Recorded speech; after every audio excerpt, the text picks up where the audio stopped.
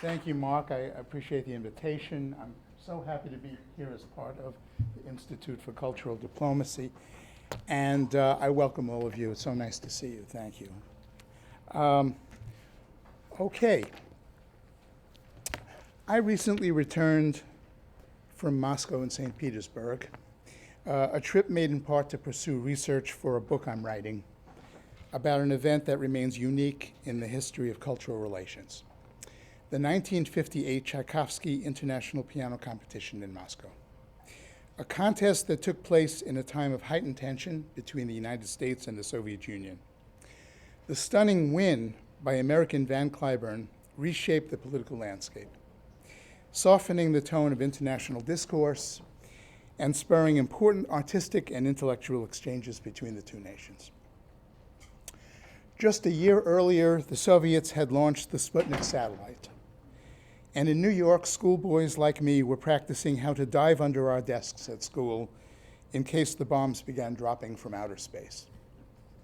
Both countries were eyeing each other with suspicion and hostility, and each calculated incessantly how to get the upper hand on the world stage. The reaction to Cliburn created a bridge that rose above political considerations. Even today, the mention of his name in Russia brings an expression of exaltation to the faces of people who remember him. When I asked several conservatory professors in both Moscow and St. Petersburg what made his playing special, they each responded in exactly the same way, by pointing to their hearts. All also agreed that the playing and the substance of the person were inseparable. For the Russians, his visit cast a new light on America and on the possibilities of better relations. This is startling, considering the dynamics between the two countries at the time. There was always something of a difference between official and popular points of view. But the Soviets had successfully painted America as a place of cruel injustice, reinforcing a narrative that writers like Maxim Gorky had introduced early in the century. Quote, "When people come here, they turn into stupid and greedy animals," wrote Gorky after visiting America. As soon as they see the masses of wealth, they bare their teeth and go around like that until they either become millionaires or croak from hunger. The American position toward Moscow was similarly hard. Critics of the Kremlin could justifiably point to its oppressive totalitarian conduct and the inadequacies of the Soviet economy. But like the picture the Soviets portrayed of America, the reality was more nuanced. By the late 50s, Premier Nikita Khrushchev, following his denunciation of the excesses of the Stalin years, was carefully inching open the Iron Curtain, paving the way for an eventual liberalization and a thaw. The most remarkable thing about the result of the Tchaikovsky competition is that, unlike previous attempts at bridging national differences through cultural intercourse, it actually achieved a measure of success. And I want to take a look at why that actually happened. There had been fledgling efforts at cultural exchange before, beginning as early as the end of World War II. But they had generally failed, mostly because they were used as weapons in unfruitful proxy wars. The typical pattern was established early on. When in 1947, the Russians opened up a House of Culture in Berlin as a showplace for Soviet achievement, British officials responded with alarm. Quote, "We should be spurred on by this latest Russian entry into the culture struggle to answer with an equally bold scheme for putting over British achievements here in Berlin," came one report. Joining the fray, the American military launched the Darmstadt holiday courses for new music in an attempt to show that America was more open to contemporary art than were the Soviets, therefore morally superior. It nearly ended in a riot. One official evaluation of the enterprise put it this way, quote, "It was generally conceded that much of this music was worthless and had better been left unplayed." Thus, cultural events were used crassly to score ideological points. One of the leaders of the strategy to win over hearts and minds in this way was Nicolas Nabokov, a white Russian emigre who had lived in Berlin before emigrating to the United States in 1933. Nabokov eventually worked for the CIA, staging events like the First Congress for Cultural Freedom in Berlin in 1950, and the 1952 Paris Masterpieces of the 20th Century Conference, with the Boston Symphony, Vienna Philharmonic, George Balanchine, and the New York City Ballet, and others. A review and commentary called that event ill-advised and pretentious. So you could see that these cultural forays were not exactly stirring great rejoicing anywhere. Representatives of the two sides could also collide at a single event. When the Soviets held the 1949 Cultural and Scientific Conference for World Peace at the Waldorf Astoria Hotel in New York, Nabokov publicly confronted composer Dmitri Shostakovich for his support of the Soviet view of composers like Paul Hindemith, Arnold Schoenberg, and Igor Stravinsky as decadent bourgeois formalists and lackeys of imperialist capitalism. With his minders looking on, Shostakovich was forced to reiterate that stance. One observer described the composer, who suffered greatly at the hands of Soviet political operatives, as pale, slight, and sensitive-looking, hunched over, tense, withdrawn, unsmiling, a tragic and heart-rending figure. Shostakovich himself later explained in his memoirs, quote, "People sometimes say it must have been an interesting trip. Look at the way I'm smiling in the photographs. That was the smile of a condemned man. I felt like a dead man." Thus, the idea of cultural exchange had its ups and downs. Even efforts independent of the political machines met with varying success. A visit to Moscow in 1957 by Canadian pianist Glenn Gould resulted in anxious moments when he performed and discussed atonal works by such composers as Berg, Weber, and Krennic, music that represented all the modernist abstract approaches that the Ministry of Culture regularly railed against. A year earlier, the Boston Symphony played before an audience of 2,000 in the Great Hall of the Moscow Conservatory.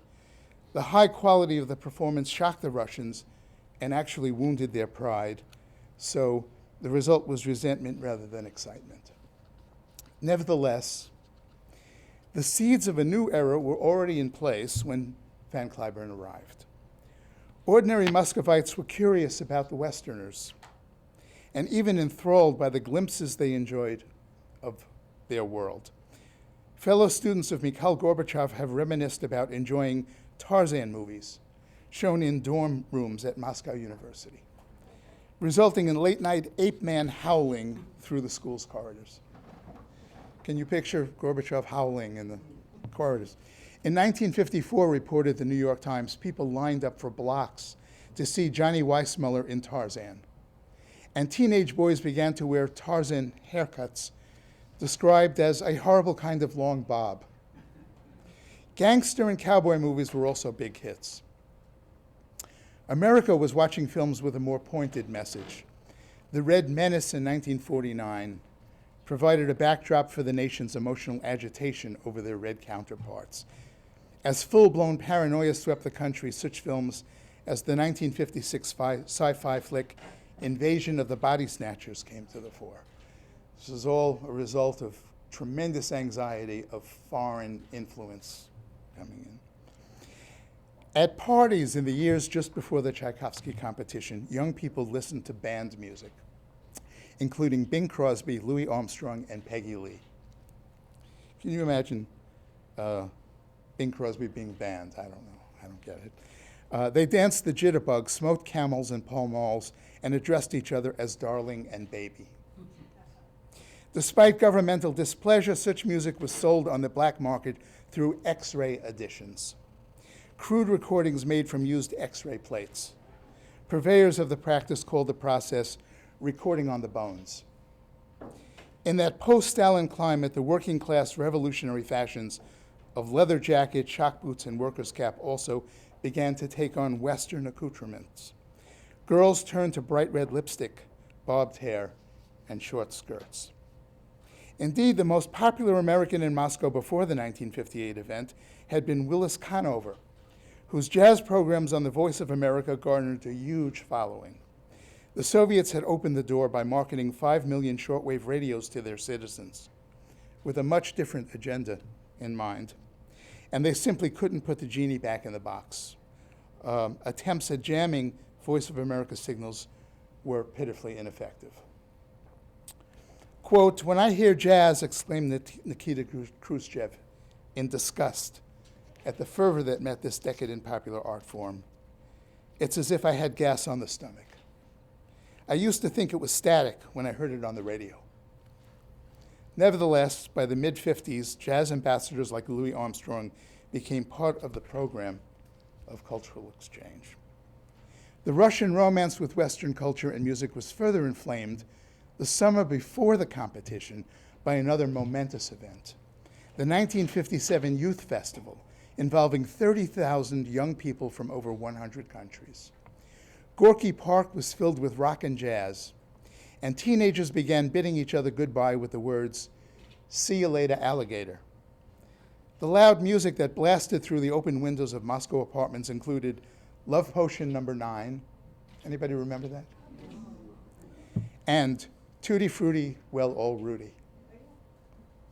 Despite these signs of youthful rebellion, the Soviet propaganda machine never rested. To remind the world of America's faults, the Russians pointedly observed the days and times at which Sputnik flew over Little Rock, Arkansas, where the National Guard had to be sent to force racial integration in the schools. What they couldn't find to criticize, they made up. A Moscow radio broadcast in 1953 depicted New York as a city where beggars visited docked Soviet ships in search of hot borscht. One ship's captain named Valchuk reported seeing emaciated children in Los Angeles with whole families living in old automobiles. The New York Times searched custom files to confirm the details of this story, but found no record of the captain or his ship, of course. Meanwhile, the United States government set in motion protectionist methods of its own. The House Un-American Activities Committee and Senator Joseph McCarthy railed against imagined communist conspiracies in Hollywood and government. Post office authorities blocked Americans from receiving certain foreign publications. The government's overseas libraries removed books written by communists and by, quote, any controversial persons. Most Americans don't recognize that this was going on. But there were pressures on both sides to moderate. The Soviets were desperate to bolster their weak economy by encouraging tourism. And there was a mutual desire to diffuse the growing level of tension. In 1957, the year Time magazine placed Khrushchev on its cover as Man of the Year, crowned by the Kremlin and holding a Sputnik in his hands. Congress made visits by distinguished Soviets easier by removing the fingerprinting provision of the Immigration and Nationality Act. The Soviets introduced the tourist ruble, a favorable exchange rate to make their currency more affordable to Westerners. By 1958, a 2-year cultural agreement was in place, allowing for more artistic and scholarly exchanges. Yet the situation remained tense at the time the Soviets set in motion plans for the new international piano competition. No one realized that it would unexpectedly and dramatically change the historical narrative. The intention had been for a Soviet pianist, Lev Vlasenko, to win. Then a tall, lanky Texan named Van Cliburn showed up. Almost from the first moments on Russian soil, Muscovites were seduced by a southern charm as thick as gravy on fresh biscuits, as well as by a ravishing piano sound. The Moscow public was an avid music-loving audience, much more educated about and enthralled by the art than ordinary citizens in America. And Cliburn performed several great works from the Russian music literature, in effect speaking to them in their mother tongue. And he did so brilliantly. Most importantly, there was a genuineness about him. He simply didn't have the ability to be insincere. The Russians could feel it and responded in kind. By the time the contest neared its end, Van had become Moscow's newly adopted son. Hundreds bore down on the site of the music conservatory like religious zealots on a pilgrimage, many waiting online for 3 days in an attempt to get a ticket. And they didn't get in because seating was limited. In the final days of the competition, 1,500 people jammed inside the conservatory's concert hall. As the audience crested, dozens of rap fans were forced to stand in the aisles. When the newfound star appeared on stage, a collective chant of Cleburne, Cleburne rose up and filled the chamber. They all call him Cleburne because when he first arrived at the airport, the translator who met him said, "Mr. Cleburne," and he didn't have the heart to correct the pronunciation, so it stuck. Of course, the jury struggled with their decision. The jury, by the way, contained the greatest musicians that Russia had produced to that point, including two greatest Russian pianists, Sviatoslav Richter and Emil Gilels. They were under great pressure. In fact, Gilels confessed to friends that there were attempts to force him not to give the prize to Clyburn. It was very troubling. So in the end, the jury had to obtain permission from Khrushchev to give first prize to the American. And he granted it. But it would have been difficult to do anything else. The massive response on the part of Moscow's public demanded it. And it was also a brilliant calculation. One of my sources tells me that Khrushchev confessed to her that he believed the turn of events actually had the possibility of ending the Cold War. Still, the win would have had less impact back home. I mean, who cares? American goes off and he wins a Russian competition. Why the fanfare, really? It would have had less impact at home if it weren't for Max Frankel of the New York Times, who was attempting to bolster his own career by sending dramatic overnight reports to New York, which made their way onto the front page of the newspaper. So a sensation was created. On his return to the United States, the pianist, now regarded as the American Sputnik, was given a hero's welcome with a ticker tape parade down New York's Broadway. How many other classical musicians in history have been given a ticker tape parade in New York? None. With 5,000 spectators. In his honor, New York Mayor Robert Wagner declared American Music Day. Chicago's Elvis Presley fan club renamed itself the Van Cliburn Fan Club. He became the first classical artist ever to have a million-selling record and performed in stadiums where crowds everywhere demanded the Tchaikovsky First Piano Concerto, one of his winning vehicles in Moscow. But the Americans had continued to view his win as a victory in the Cold War. Clyburn himself didn't see it that way. Neither did residents of Moscow, where the impact was just as dramatic. Many experienced the event as transformational. Indeed, a prominent Russian music critic later claimed that her country's reforms of the 1990s, quote, were born there out of the national veche, which was a popular assembly in medieval Russian towns, at the Tchaikovsky competition. Clearly, something had changed in the way the two nations perceived each other.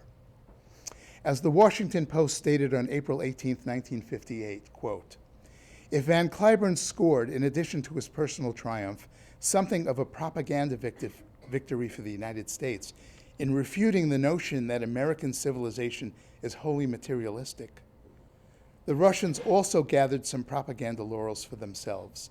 The world cannot fail to applaud the spirit that led them to honor an American artist. Noting that at the debut of the Moiseyev Dance Company from Moscow just days before, the audience stood not only for the American national anthem, but for the Soviet Union's as well.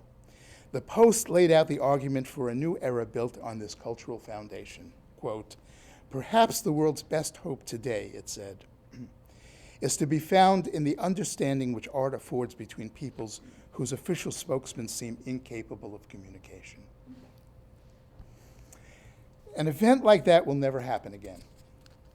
The stars were all aligned, and individual aspirations of Moscow's citizens, musicians, politicians, even journalists who were covering the contest worked together in a kind of benign synchrony to create the powerful outcome.